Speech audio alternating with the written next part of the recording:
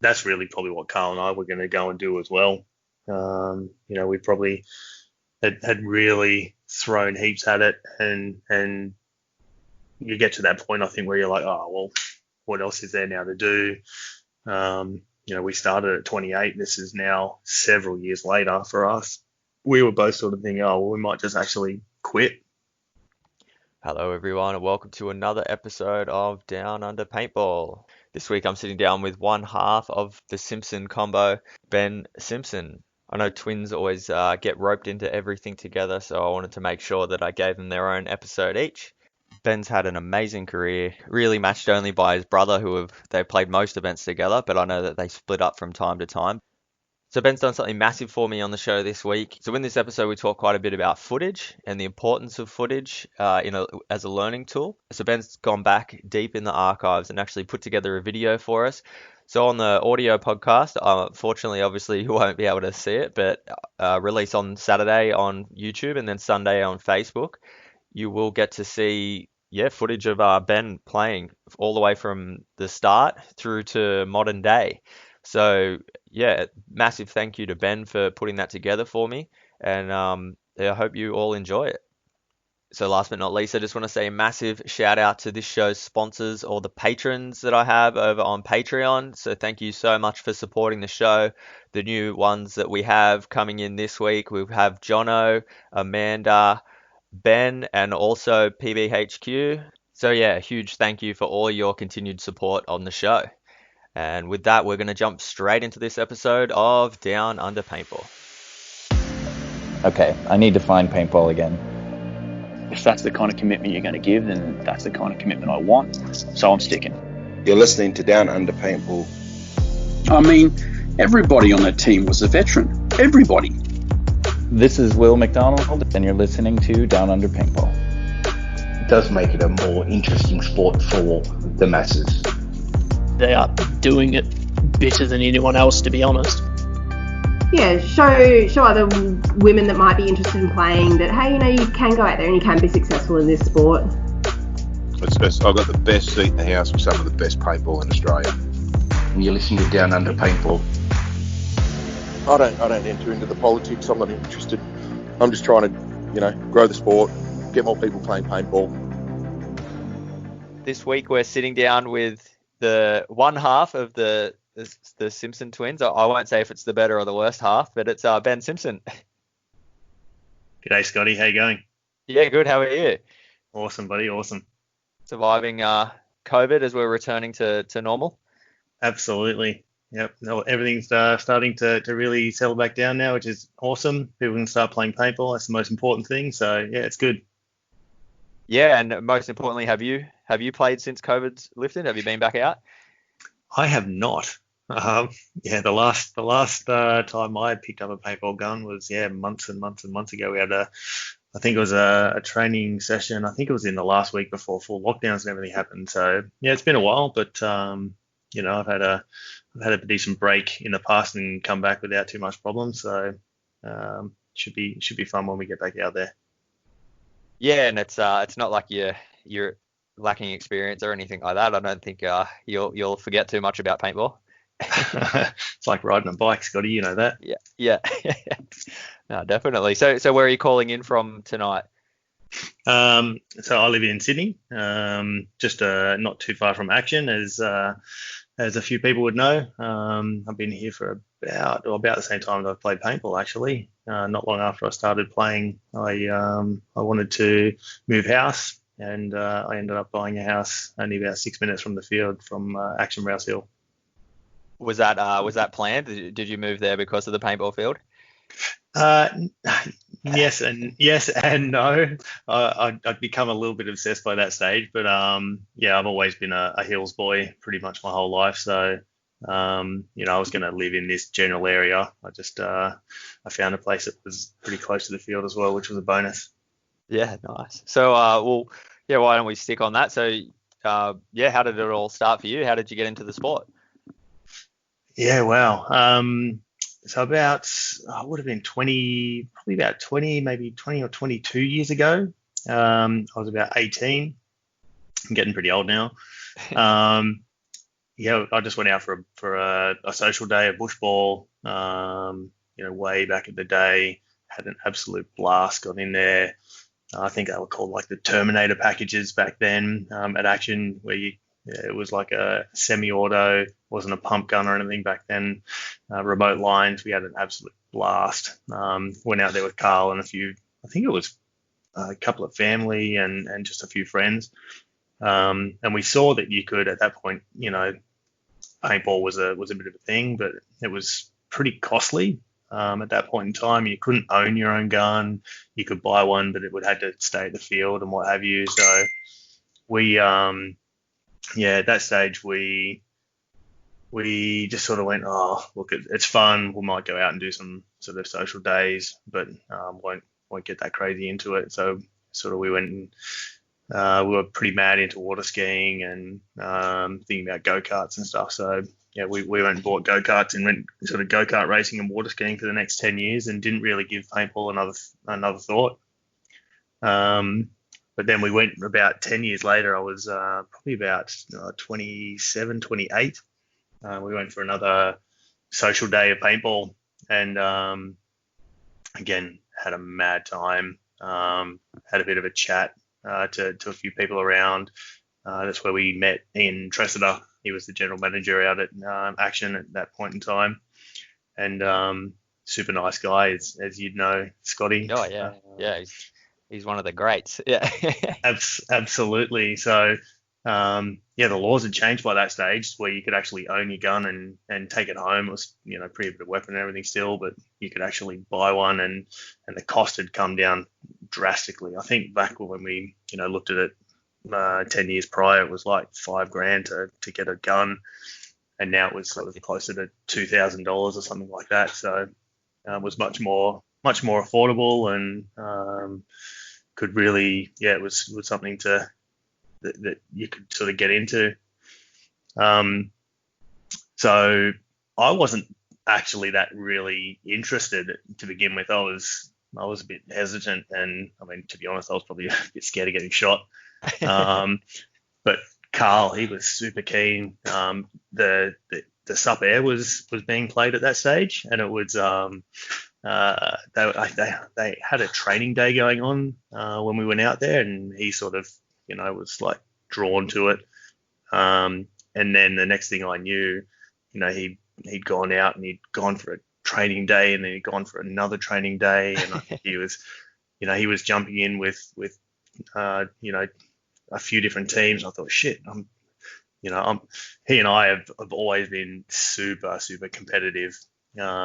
So yeah, I wasn't going to be left behind. So I reluctantly went out there, got shot to pieces, but started to really enjoy it. And back then it was Ian was running heaps of clinics all the time, getting new people in. I think you were helping him do those clinics and what have you as well. So yeah, Carl and I just got super hooked, bought our first guns. I think they were like Bob Long Intimidators. Yeah, the Timmies, they were popular back then. Yeah. Absolutely. Well, I think right when we bought them, so this was like 2000 and very late 2007. They were everyone was sort of starting to phase out of them and move into like the Egos. The Eclipse guns were just starting to really get big, I think, in paintball at that stage. So we snapped up like secondhand Intimidators. I think Carl bought Ringos or Eddies, and I bought John Salvins or something like that. I think he'd exited That's a name I haven't heard for a long, long time. Yeah, I thought that'd be a name you'd remember. Yeah. So yeah, I bought all Salvin's gear, and I think Carl bought all Ringo's gear, and we couldn't think about anything else but paintball. We just started training super, super hard. We were out there in that first sort of 3 months, late 2007. We'd be out there Saturdays and Sundays training, and just having so much fun. Started to train against as many pro players as we could. Ian was really starting to push us a fair bit, and we ended up for that Masters just jumping into a semi-pro sort of throw together team. I think it was called Distortion or something like that. And never heard of them. Yeah, exactly. I think it was a one and done kind of deal with that team. So yeah, we got smashed, but had heaps and heaps of fun. And then I can't remember what team it was, but teams back then were sort of doing throw together tournaments, like little 3-man tournaments and stuff like that to kind of fund their team a little bit. Oh yeah, I think it was Shock. Sydney Shock used to run 3-man. For a while. It would have been them, yeah. And then there was a Tolly 3-man. So we entered into the Tolly 3-man and we won the Tolly 3-man. Awesome. It was only sort of slapped together sort of novice thing, but yeah, we jumped into that. And with all that training and getting a little bit of success there, Liz Wybrew's team, Bitchin', they noticed us and they picked us up for the 2008 season. So that was our first sort of, after playing a couple of months in 2007, sort of fighting paintball, we got into a semi-pro team and we were hooked. So yeah, that was the introduction to tournament paintball, and I mean it was pretty late in in our lives, I guess, really. Not really actually getting into tournament paintball until we were 28. That was I kind of feel very jealous now of all the young guys out there who can play, or over the last sort of 10 years at 18. And now what is it now? Is it 12? People can get out there and play. It's insane. There's going to be absolute animals by the time they get to their 20s. Yeah, that's what I feel, because I think about that sometimes. I think, I started at 18, like it was too late. And yeah, so I can't imagine another 10 years. But yeah, 12-year-olds, oh man, by the time they are, like you say, it's going to be scary. We're going to be fossils very soon. Mate, I'm a fossil already. Still putting chalking W's up on the board, so it's still working. Yeah, it's kind of feels weird when you walk out there and you could be some of these people's dad legitimately. Yeah, well, I do remember when I first met, I was a bit jealous of you guys for ages, and then someone told me that like how old you guys were, and I went, oh, okay, like I've got it on in the years, because I honestly thought you guys were really young, like the same sort of age as me, and for ages I used to think, Ben's got really good at paintball. And, Ben's married and he's got kids and like doing all this stuff, owns a house and everything. And I was like, what am I doing with my life? And then I found out you guys are in your 30s and I went, oh, okay. It's all right now. Yeah. I think I do remember having that conversation with you at one point when you realized. Yeah. But it's, I don't know. I think, it's, what's the saying? You're only as old as you as you act. And if you don't use it, you lose it. So you try and be active, and that's something that I've always done. Carl's always done. We've been super competitive, super active, throw ourselves in 100% whatever we do. So yeah, people used to think that we were younger than we thought, but I think the grey hair and the bald heads are giving it away now. Yeah, well, you say that like you and your brother being really competitive. Have you found that like a plus throughout your years? Like, when sometimes you're sort of at the top of the game, or there isn't much competition around. Is it sometimes that you look to Carl to help push further? Is he the guy you're always trying to beat? Yeah, for sure. I mean, honestly, I think that's how we got good fast. Was we actually probably had an advantage on most people because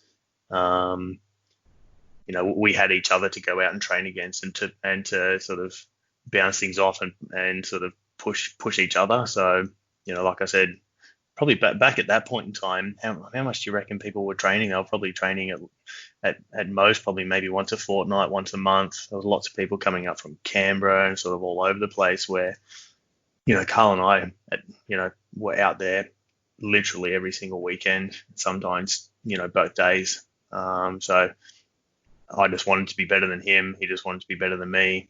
I still think that he's probably better than me. So yeah, I think we just always pushed each other. Yeah, no, it would be good. Yeah, I guess you hear some people, having like housemates that play paintball and all that kind of stuff, and yeah, it would be cool to have someone, I guess, to you basically got a bit inbuilt training partner. Yeah, definitely. It was awesome. We pretty much went into our own kind of thing though from the get go, and I don't know really why that happened. I think Bitchin needed front guys. So Carl ended up being the front Dorito guy, and I ended up being the front snake guy, and we pretty much stayed to those roles throughout the years as well. I think I've probably just been luckier, getting more visibility on the snake side, but he does some crazy work down that Dorito side, pulls out way more stuff than I ever have. Yeah, and I think that sometimes does work to your advantage a bit more. You can get a bit ignored on the Dorito side, so sometimes you can make those bigger moves. Especially like with all the cameras and the crowd and everything watching, you just all of a sudden the point's over and Carl's standing there hitting the buzzer, and it's people are a bit unsure how it happened. Yeah, exactly. Yeah, for sure. Yeah, but we were both, from that 2008 when we jumped on the bitch, and then the only thing that we wanted to do was, all right, I remember actually physically writing it down and saying it to our team as well. Like, I want to be playing in pro. I want people to be scared of us. I want to mentally beat people before they get on the field. And having Carl so like-minded as well, just made that so much easier, and we could work with each other to try and make that happen. Yeah, that's good. So you obviously I like that. Like you set your goals quite early of exactly what you wanted to do, and it obviously didn't take too long to achieve that. You started turning heads pretty quickly with playing on Bitchin. That 2008 season was good. Yeah, I mean that was a good year for us and for Bitchin. Unfortunately, it was the end of Bitchin when we left, but I mean we made some. I think we came second at our first event, and then I think we got first. So it was it was a pretty good year. But I mean the whole team came together and did a huge amount of training, and pretty much every weekend. I have to give really most of the credit to people like you and Ian Tressiter, really, of pushing us and running clinics and wanting to help the new people into the sport, and Carl and I took absolute advantage of that. I think it was round 3 at Action Rouse Hill, because all of the events I think back then were still played all around the country, but I think the Queensland event had been cancelled, so it was in Sydney, and I think it was Bad Company came out from the States. And we'd been sort of picking off pro teams, because back in that day everyone played everyone, right? It wasn't just fully divisional. It was only divisional once you got to finals, and we'd had a lot of success already of getting wins in prelims from some of the pro teams, but then Bad Company, a full US team, came out, and I think it was only Hostile, and it was only us that actually beat them, a semi-pro team, which was 80% girls on the team. That's bad. It was pretty awesome, and I think that's what probably started to get some of that attention, and then you and Ian and Mike hit Carl and I up to jump onto SWAT that year. Well, don't drag me into this. That was I remember the controversy. Mate, it wouldn't be paintball without controversy, would it? Let's say it happened at the end of the year, eh? Well, I just know it was it probably would have been a difficult conversation for Mike and Liz to have Mike pinching her two front players off him. Yeah, So, it was. But that's really what we wanted to do. It's Mike gave us the opportunity, and I think through a lot of your interviews that you've had with people, SWAT's obviously got a very big allure, longest team in the country, and that's we came into SWAT going, I want to be the next Scott Martin, I want to be the next Adam Connolly or Alex Orr, and that's just what we set our mind to get. And so as soon as that offer came, there was no way that we weren't going to take that opportunity to jump on it. Yeah, cool. And it is. That was. I feel you there. It is like that allure. I was in exactly the same boat. It's it's a good goal to set, and I guess we're lucky that we have SWAT as training partners when we started action. We're a bit spoiled for that. Sure. Absolutely. Yep. Yeah. I think it was good timing as well, right? Because I think there was a lot of sort of changing of the guard as well back in sort of 2008, 2009 with lots of the probably older school SWAT guys leaving, sort of getting to the end of their careers and stepping aside and just wanting to sort of have fun. So I think a fair few of them kind of, wanted to step back, and I think they created TNT, Team No Train, and they were just really in it for fun, which opened the way and the opportunity for the next generation to come through who are super hungry and just wanted to win. Yeah, because that's the year you joined SWAT. It was it was four. It was you, Ben. You, Carl, Ringo, and Eddie. So there was like four newbies on the team in 1 year. Yeah, and that was that all happened because Carl and I got the opportunity, and then but before that we'd been talking about, all right, we need to go step up, bitching into pro, and we needed a bit more depth in the team because we were losing a couple of guys from the semi-pro roster, and Russ Kiefer obviously had a good relationship with Eddie and Ringo, and they were looking to come back. So we were actually going to step up in the pro with the original plan was to step up in the pro with those guys. Okay. But then when we left, the plan sort of went sideways, and Bitchin ended up folding, and Ringo and Eddie came to SWAT with us. Yeah, that would have been an interesting lineup. It would have been a pretty crash hot team, I reckon. If that worked out. Yeah, it would have been a great team, I think, and some awesome players on there like Russ Kiefer and Matho. Sort of lots of experience over the years, and just wasn't to be.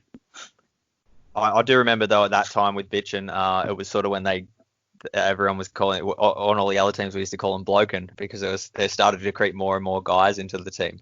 Yeah, exactly. By the time Carl and I come onto the team, I think there was, it started out as a all girls team, and then Matho and Russ Kiefer and what's his name, Jimmy was on the team, and then Carl and I came on. Sure. Yeah, Danny was there too. And I think that was a bit of the thing with that team as well. And it's probably something for all the new teams that are starting out. And one thing that we sort of went through is understand straight away what everyone's goal is, because there were people on the team, people like Danny and Jimmy that probably were probably more there just for fun, and there were people like Carl and I that just wanted to get out there and win, and really sort of put it on people, not just one ball someone if you got the chance, but tattoo them and make them remember and make them be scared to come out there the next time. So for those other teams that are out there sort of starting to come together, really sit down and have a think about and have an open conversation about what do you actually want from the team and the sport, and get the guys around you that are like-minded, because that'll make everyone a lot happier through the process. Yeah, it's I think that's a pretty good point you make, because it's sometimes it's a fair while into like a campaign of a team that people realize that 50% of the team's on one sort of idea about what they want to achieve and what they want to do, and the other half, like, sometimes people are in it just to make friends and have fun, and other times people want to win. So it can be a bit of a it's a long way to go and spend all that time with the team, and get halfway through a season and then go, oh, I thought we were going to have a crack, but everyone else is just more interested in partying and drinking and stuff. Yeah. I mean, there's still even teams in the pro division, right, that are like that. There's teams that are chasing series wins. There's teams that are chasing an event win, and there's teams that are just have a party, and that's fine. That's cool, as long as everybody's on the same page with that. Yeah. So how did once you made it onto SWAT, how did you find their ideas? Was it sort of a bit more aligned with what your plans were?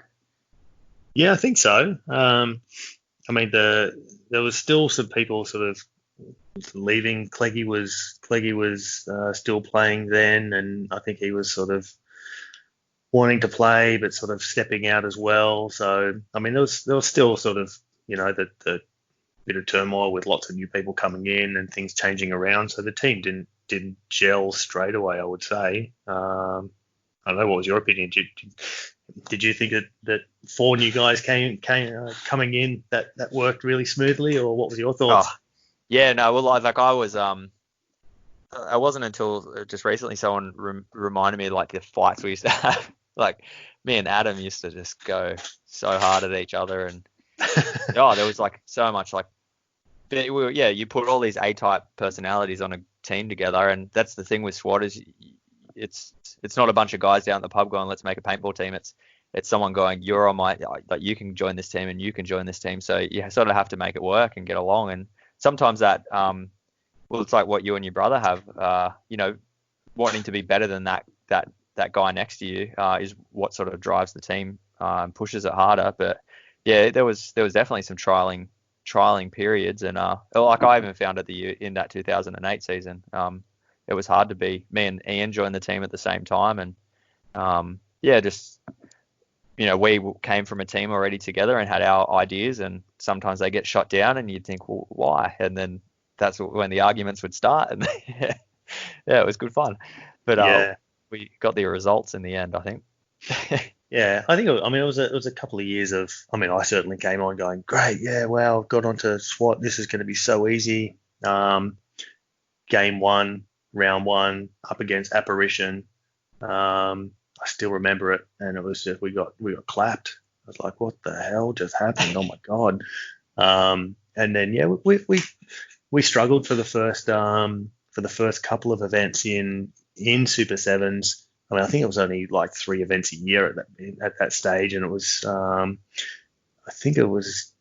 can't remember if it was, it was still 7-man at that stage. And we were training. Remember, we were training super hard. We started training weekends. Everyone really upped their game, and Adam was getting us all to do PT sessions during the week. You, me, Ian, and Carl were going to the local field and doing slide training and all this sort of stuff midweek as well. I was starting to get into fitness hardcore, starting to do big Oxfam runs and big 100-kilometer runs and that sort of stuff. So we're starting to get into some really good fitness, but the team stuff took a few months to come together, and at the same time it was kind of like the arms race of imports. That was the last year, the 7-man year, where there was, Menace had 4 guys on it. I think Extreme were playing then, and they had imports. Every team had like 3 or 4 imports at least, and we didn't have that. So it was a super frustrating year, I found, because we would absolutely smash people down at training every single week in, week out, and then all these Americans would come over, and they were just so much better. But it was a good learning experience for all of us because we would just get sharper and sharper and sharper again, crush everybody still at training. But then by sort of 2010, we started to win events and get podiums and what have you. But I think for that first year, 2009, I don't think we got a podium. Not at Super Sevens. We went and that was the year we went and played World Games in Taiwan. Yeah. And we came second for Australia versus who'd we play in the final? Scotty, was it Germany? It was Germany, yeah. And I know it was a controversial final as well. Yeah, of course. And it wouldn't be SWAT in Asia without controversy. And that was the same year as well that I went to World Cup Asia for my first time, and we ended up coming second hostile as well. So we were getting good success, and the team was, I felt, really, really coming together. But it was where we had to face, big American contingents where we were sort of coming up short. But I think it was better for us in the long run because from 2010 onwards, we started to put stuff together a bit better. Plus, the format changed in 2010, I'm pretty sure, because that's when we started to move to 5-man coaching, and that was probably more our style as well, of in your face, aggressive, doesn't matter if you lose a point sort of thing. You could just come back out and punch them in the face again, and the better team would then end up on top, not like 7-man. It was, the roll of the dice if you want to do something or not. Yeah, sometimes that aggressive, with the 7-man stuff, the aggressive plays would, if it backfired and didn't work out, then that was it. That was the point over. And it really played into the hands of the slow, long, drawn out, just old school sort of style of paintball, the 7-man games. Yeah. And I guess that's where I think the Americans did have that advantage, because like it was sort of a bit more individual because there's so many more like positions, and it's just a bit more spread out. I don't know. It seemed like you could play your own sort of game a bit more with 7-man. Like if you were a good player, you could really just set the field on fire. Yeah. Whereas with 5-man, it's a bit more of a team. Yeah, definitely. It just comes down to the team working and being quick, like you said. And if everyone wants to push and you're all pushing together, it just you either win quick or lose quick. Exactly. And I think that was probably more our style, and we'd all gotten a lot better with our fundamentals as well. There's lots of people sort of for coaching and against coaching, and I think that was the first year with coaching, 2010. And personally, I actually really liked coaching. I thought it brought a really good atmosphere to the game. Back then, the coaches could literally stand anywhere on the sideline they wanted, so you could have one coach walking up and down the sideline. I think they had to stop at the 50, but so you could literally have a guy standing there right next to you, pointing you out to their guys. But yeah. I think a lot of people go, oh, that sort of blows the I made a fantastic move and someone knows, but which is true, but it also meant that your fundamentals had to be so much better as well around communication. So you had to get communication around the field super, super fast as well. And just your gun skills had to be so much better because it was relying less on stealth and movement skill, and it was really, really heavily reliant on gun battling skills. So, I think I got a lot out of those years of coaching, just being able to become a pretty good gun battler because, you make a good move, they know you're there anyway. So you just have to, every gunfight was an absolute battle. Yeah, and it's it did like I do remember before the coaching, you could get away with those sneaky, get into the snake, crawl to the end and shoot 4 guys in the back points. But it really did like I felt that's how I played the snake really well, was I was just a good robot. If someone said, get ready to shoot this corner, and when I say go, like I just do it. And like, but like you say, that was all I had to do was make sure my gun was on there and my first few balls were going in the right spot. And, but like as a team, we had those really, it's like all we were doing was playing with our voices most of the time. You were definitely saying, this is what I want you to do. Like, like I felt like it played to like it was good for making plans, like, and like your breakouts really mattered, your game plans really mattered. Whereas like without coaching, sometimes it can sort of fall apart. Like you miss one G count off the break or something, and then that's sort of the point over. So it's different. It's just a different. I think they're both good. Yeah, definitely. Yeah. I think as a new player as well. I mean, I'd only been playing 2 years at that stage. It actually probably again accelerated the learning, because one of my biggest problems when I first started paintball was just being too aggressive. So, I would get into a mad spot, get to the 50 or be on the 50 and then lose a gunfight. But once coaching was there, you'd make these fantastic spots, but then you'd have someone like Adam Connolly standing there next to you going, just lay there, don't do anything. You're winning the game. There's 4 guys shooting at you. And in the past, you're probably not trying to slow yourself down. It's knowing when to push and when to not push, and having that coaching really, cemented that into the abilities, because you don't have that additional perspective that the coach has got. But after you play that for several years or whatever, it becomes second nature, right? Yeah, well, that's it. Like these days I see you in the snake, and you can just tell, like, when there's 4 guns shooting at you, that like you just know now, because but yeah, if you think you're right, yeah, if you haven't had that person just standing behind you going, it's fine. That's a good. I might steal that. Bring back coaching for some practice sessions, and it's I like it. Should do. I mean, the other big one as well. I don't know if you remember. Carl and I used to film pretty much. I think I've got a back catalogue of footage, terabytes big of training days, game days. It's really good now. We've got the webcast, and you can go back and watch it and everything. But before that, we'd be out there with GoPros on the weekend. We'd be out there putting GoPros on the pits during tournaments, while having wives and girlfriends stand on the sideline and film everything. I think Ian was actually doing a heap of like sort of mini videos, even of training sessions, like to full music and everything.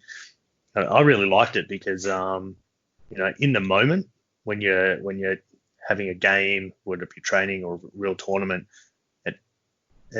it's happening in the moment, and that second, once it's gone, it's gone. And I mean, my memory is like a goldfish, so I could actually take the footage, go back and watch it all week, and understand, oh shit, I should have made this move, or I shouldn't have made that move, or why was I freaking out because there was, only one person looking at me, but I felt like, lots of people looking at me. Going back and sort of doing breakdown on video and what have you is a really, really powerful tool, which, I don't think people really take advantage of as much as they nearly should. Yeah, it's definitely, you can't hide from the footage. It's I find, like, sometimes in a paintball event you get false memories as well. Like, people might go, no, this is how it happened, and then you go, oh yeah, I guess it did, and then, but if you watch the footage, you're like, no, that's not how it happened at all. So yeah, the footage just doesn't lie. Yeah. I remember so many times being in the SWAT pits, and people would come off and go, you would tell them what happened, and that they had some completely different understanding in their mind of what happened, but you having the third party perspective from sitting on the sideline, there was probably lots of those arguments that you were talking about earlier of people blowing up Deluxe, was just that, so it's how do you actually get the facts out, and I think that's one thing that really helped. And if anyone wants any footage from the years, I know that you were chasing the footage of you running through us through Bitchin in 2008. Hit me up, and I'm sure I can give you any footage from any of the games that I was against you in. Yeah, no, that's great. And it was so hard to, like, back then, we didn't all have cameras in our pockets like we do these days, so it was harder to film back then. So It's Yeah, it's gold. definitely. Yeah, no, that's awesome. So, so I do remember that with Envious. Yeah, you guys were always, coming over to our pits and putting cameras up on the roof, and I'm I think the joke surprised. was like, oh, you got to I'm, shoot the cameras and all sorts I'm of things. surprised. I'm surprised none of you ever did shoot the cameras. Yeah. No, I think it was they're expensive. But, and I think you guys did a service. Like I think after the events, you would post them on YouTube and stuff. So Yeah, even if it wasn't just all your guys' footage, like everyone was keen to. Like I was always keen to watch myself play, and yeah, for that reason to see, you think, oh, I thought that moment took like. It felt like I was lying down there for 5 minutes, but you were really there for like 2 seconds, and then you went. Yeah, exactly. Yeah, so it was good to see. Yeah. People should do it more. I mean, the webcast is phenomenal, but even the webcast, there's lots of changing angles all the time and zoom ins on one player. I used to always get the shits if somebody was filming the game for us on the sidelines and they're zooming in on one player. They'd be like, oh yeah, I've got some mad footage of you. It's like, I don't care about the one person. I just want to see what's happening in the whole game. Yeah, and that's the difference. Like that's what my dad, he loves like AFL footy, and that's what he loves going to the games because he says like you don't get that on TV. You can't see sort of how the whole team's working together and how all the game plans are working, and it's true. Watching one player play a point is different than watching the five guys work things out and get through it. Yeah, for sure. So I guess I think 2010 round one, that was our first tournament win in pro. I think it was Swat's first tournament win for a little while as well. And then we sort of flirted around series champions for that first year. I think we came really close. I think we came second. And then 2011 was the start of the big tear that we ran on, that big run of series wins. Yeah, it was a good time to play. I think some things happened in the sport that sort of helped that. A few teams bowed out at the right time and stuff like that. But there's definitely there were some hard 4 years, but it was a good run that we had there. Yeah, definitely. But as you sent me through some stats before the show, but my run ended after 3 years, but your run continued for series wins. Yeah, we snatched in the next two, so we got the 5 in a row back to back, which was after those first 3 years, and I think you bowed out and started to take some time off. That's really probably what Carl and I were going to go and do as well. We probably had really thrown heaps at it, and you get to that point, I think, where you're like, oh well, what else is there now to do? We started at 28. This is now several years later for us. We were both sort of thinking, oh well, we might just actually quit. And it was by chance that there was a tournament in Canberra, I'm pretty sure it was, and Carl went down. SWAT couldn't play the event for some reason, or wasn't playing the event, but I think Explicit was playing, and they needed some extra players, so Carl went down and played for them, and he had an absolute blast with a bunch of those guys, so Johnny and Jake and Macca. And he came back from Canberra saying to me, "Hey, let's not quit and retire. Let's start our own team." And so then we went from probably stepping out of the sport to going, oh, let's no, I don't think too many players have ever left SWAT before to start a new team. It was kind of a team where you leave it by retirement. It's normally the last team you play for.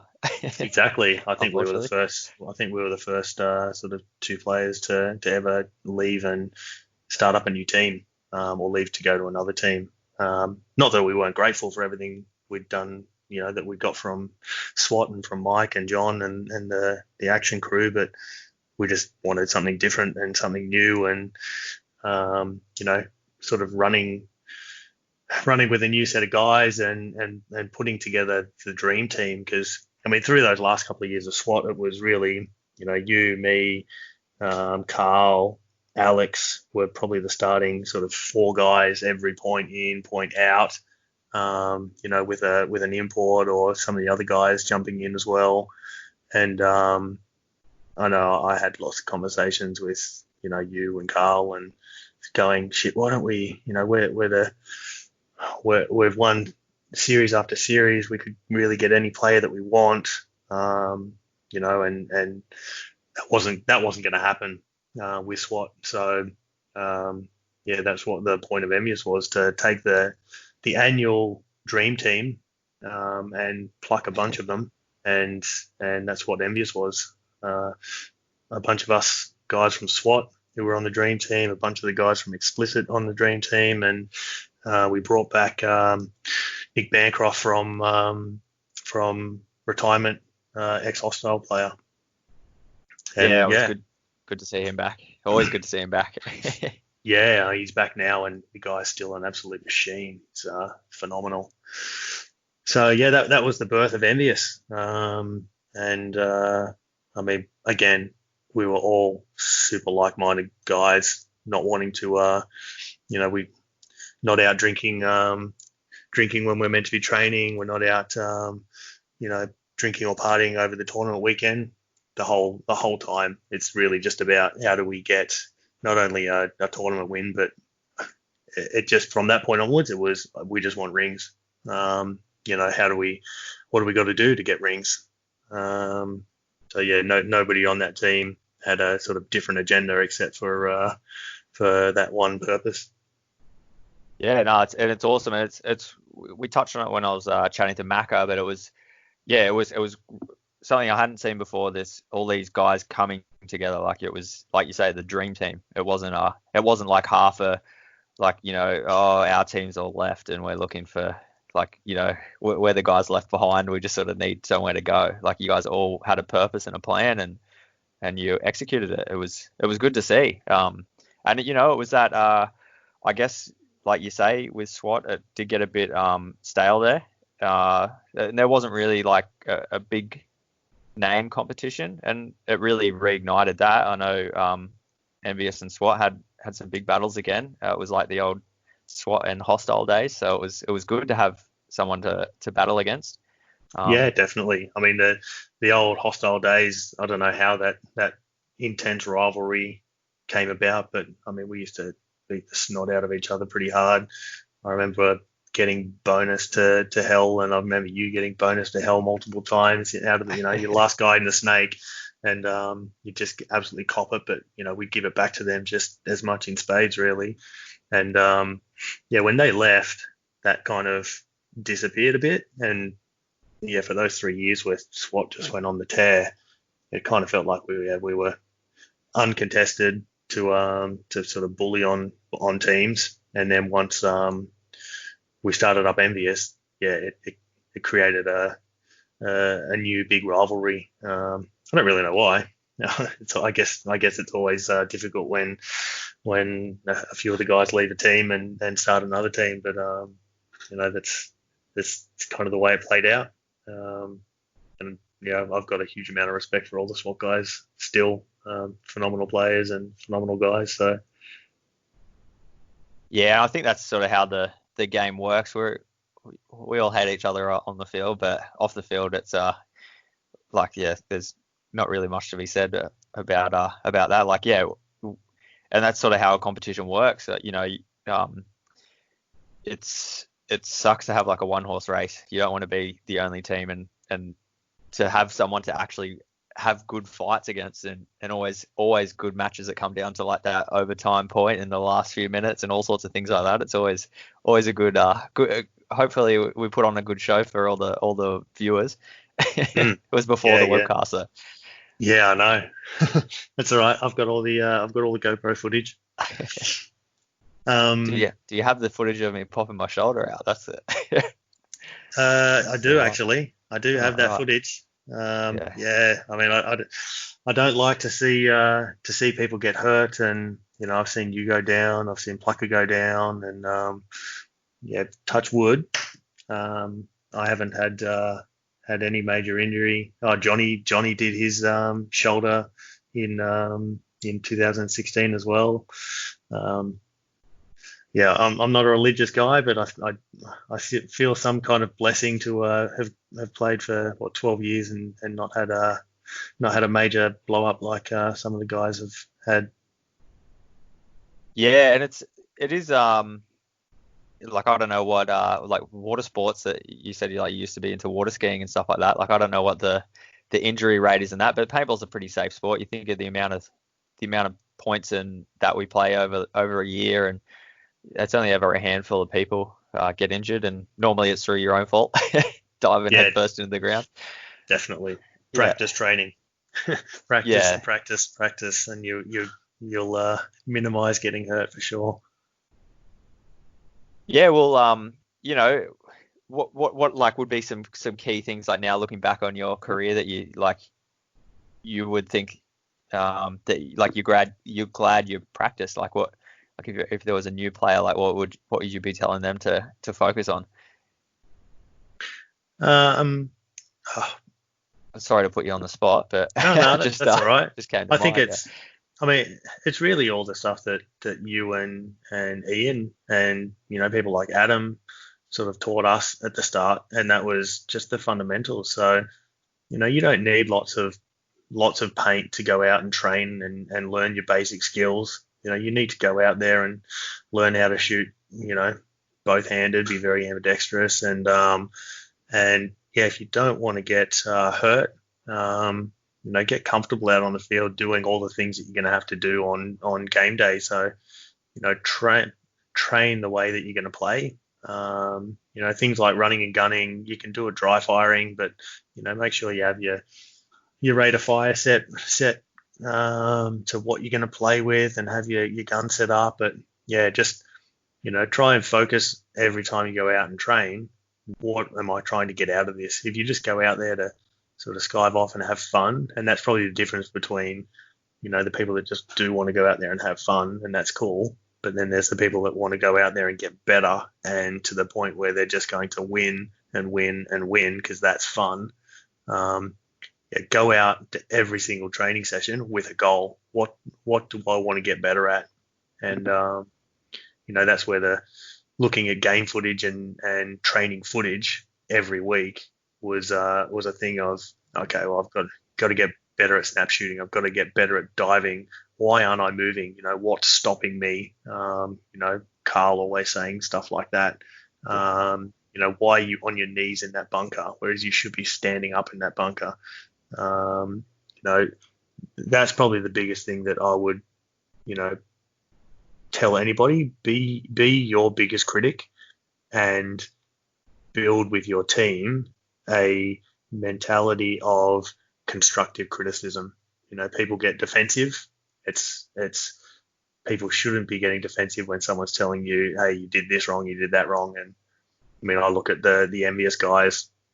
I'm probably the reluctant captain of that team, but everybody on that team is their biggest critic, and everybody on that team has equal say around, all right, I'm doing this wrong, I'm doing that wrong, or this, you're doing this wrong, or you're doing that wrong, and nobody will take it personally. Everybody will say, okay, well, how do we correct that? How do we fix that? Because we're all really, confident in our abilities as good paintballers. Yeah, and that's it. It comes down a lot to that, like, you respect all your teammates. If everyone's on the same page, you respect all their opinions, then when someone says, hey, you're not doing this right, you just need to trust in that. And yeah, it is like, I do remember on SWAT we had that. We could come in and say, man, you suck, and you just be like, why? What did I do? And it's okay, sure. Like, I probably was a bit lazy on that point. I could have done that a bit better. Like, it was good. Like, you didn't just have one person watching out for you, or just the captain, or just the coach. Like, all other 6 or 7 guys on that team were were managing each other and watching each other and calling each other out. It was good. Yeah, for sure. Yeah. Yeah, it's I've played with other teams, and it's funny. Like you try that, and they sort of take offense, and you're like, oh, hang on, no wait, it's a different team. I can't just rip into people. They it's always good. But like you said, it's got to be constructive criticism. It can't just be you suck. Yeah. It's got to tell them why, and maybe offer advice on how to fix it. Exactly. And it's that third person perspective, because everyone comes off the field going, this is what happened, and that, their perception's their reality. And once everybody realizes that their perception in that moment might not be the reality, because there's 3 other people seeing it, or even one other person seeing it, if they trust that person enough, they'll go, okay, yeah, well, maybe I should have switched. Maybe I shouldn't have tried to keep shooting that guy. I should have gone and, done this instead, and it was a bad choice, or what have you. Yeah, but I do like, trailing all the way back around to what you originally said. Like, if you don't sit down with your team and have that conversation early, then, there is going to be guys that say, oh, whatever, I don't care. And that's going to be fine. Like they're the guy that's going to go, yeah, I played that spot on my knees and I just couldn't be bothered. Like, I don't care. It doesn't bother me. So yeah, it all swings and roundabouts. Yeah, for sure. It comes all the way back to that. Yeah, I really like that. I hope that's something that everyone takes away from this chat, because that's I didn't really ever think about that. To sit down and just like from the day one, just say this is our team's goal and be honest.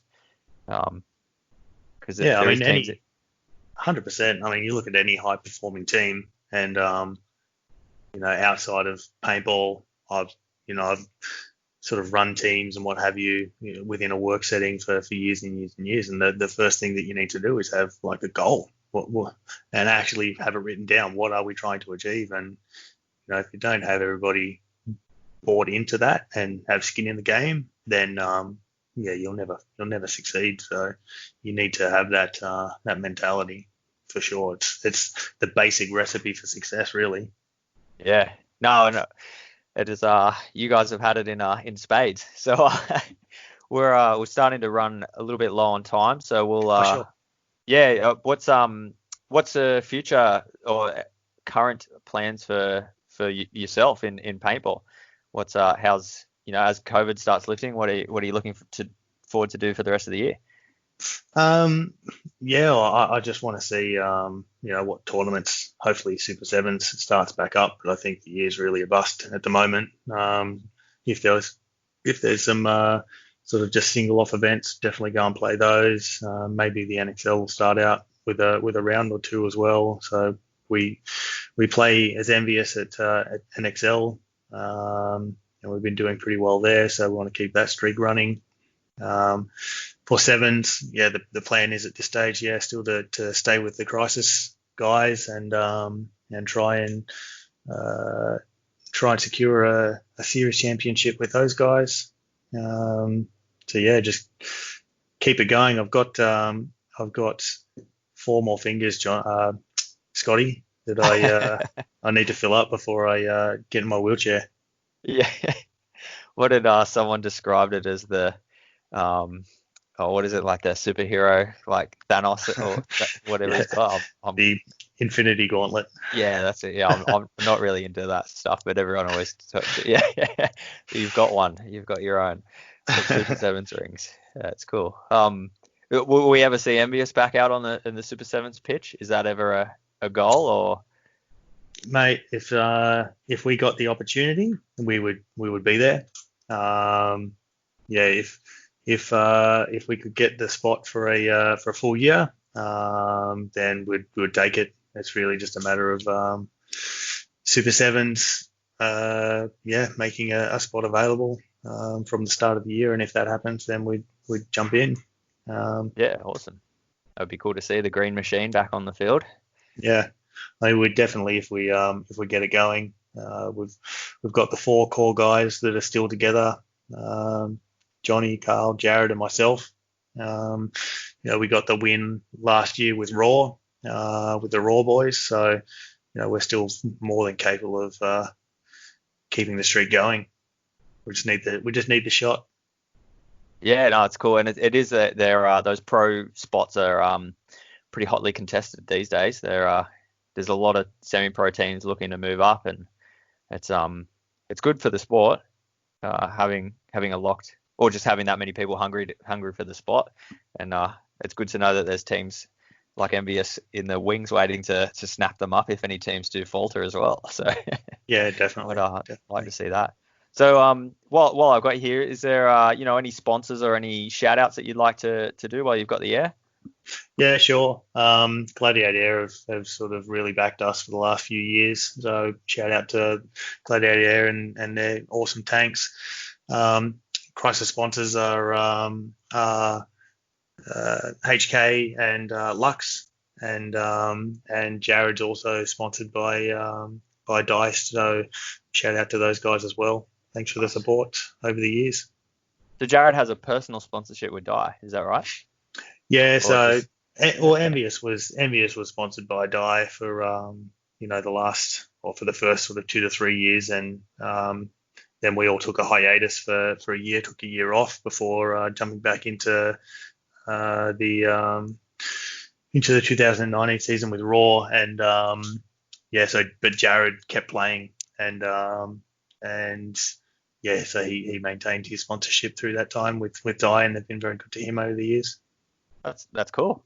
That's good to hear. Yeah, I always see him out there shooting die guns and stuff. So I just thought he just loved them. I didn't realize he was backed by them. That's good though. It's good. Yeah, Die seem to be that good company that look after all their they look after all their teams well. Like they all do. All the companies in Australia, they they look after us. Absolutely. So was there them, right? Oh no, that's they're the reason I was playing. Otherwise, I would have quit a lot earlier. Yeah. It's an expensive sport for me. Some people can seem to afford it, but for me, it's a struggle. So was there someone that you would recommend to be on the show? Well, I've got to give a shout out to my spare kidneys, Carl.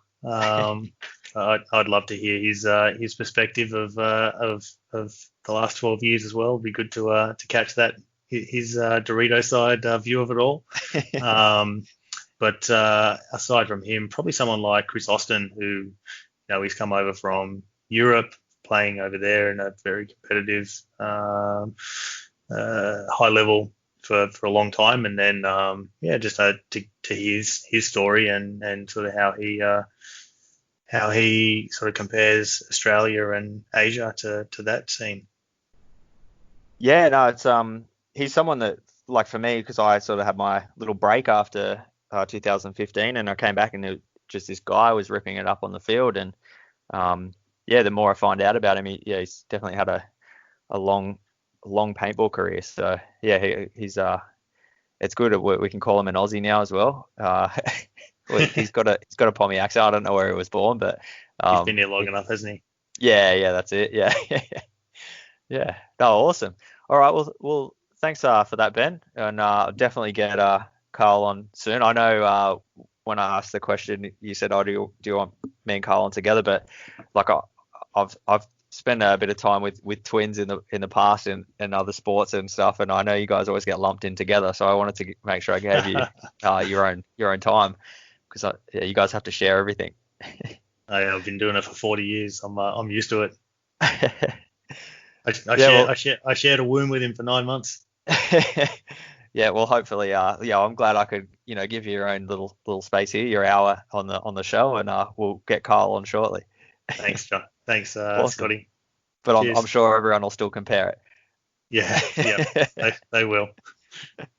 Yeah, awesome. All right, well, thanks a lot for sitting down with me, Ben, and all the best with the rest of the year, and fingers crossed we see the green machine back on the field. Yeah, cheers, Scotty. Catch you later. That is a wrap on another episode of Down Under Paintball. Just want to say a big thank you once again to Ben Simpson for sitting down this week and joining me on the show. So as Ben and I were chatting in the lead up to this show, Ben actually sent me through some stats. So Ben's played over 80 events over 11 seasons with about 12 different teams. Of those 80 events, he's gotten first place 56%, second place 20%, third place 12%, and 88% of events that he's played is resulted in a podium finish. So he has 6 Super 7 Series wins, so 3 with myself, with SWAT, and then they went on the next 2 years with Envious, so they won 5 series in a row, and then they got the one last year with Raw. So Ben's been on the Dream Team 7 times and twice been the Pro Player of the Year in the Super 7s, as well as winning the NXL series in Australia and getting to travel over to America to play in the NXL. They're just the massive stats that these guys have, but it's not so much to brag about them, but just, you know, the level of detail that Ben and I know Carl as well keep on themselves. I hope everyone found this episode as interesting as I did. With the laws changing and 12-year-olds able to play now, I just have such a good outlook for the future. You know, these guys started in their late 20s, and the things that they've achieved through determination and, you know, obviously having to put in the hard work early to propel themselves quickly onto these bigger teams.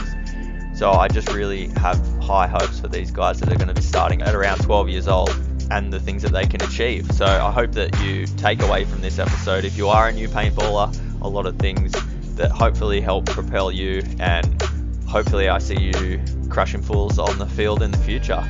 It was great to sit down, for me personally, with Ben. We spent a lot of years on the field together, forming the craft. Like, we didn't have a lot of people to sort of follow back in those days, so a lot of this we sort of had to make up ourselves, and a lot of trial and error. And yeah, just I'm so thankful for Ben for all the things that he taught me over my paintball career, and I wouldn't be where I am today without him. So this was huge for me to be able to sit down and just spend a bit of time chatting to Ben about some of the good old days. So I hope everyone enjoyed it, and thanks for coming along for the ride. See you next week.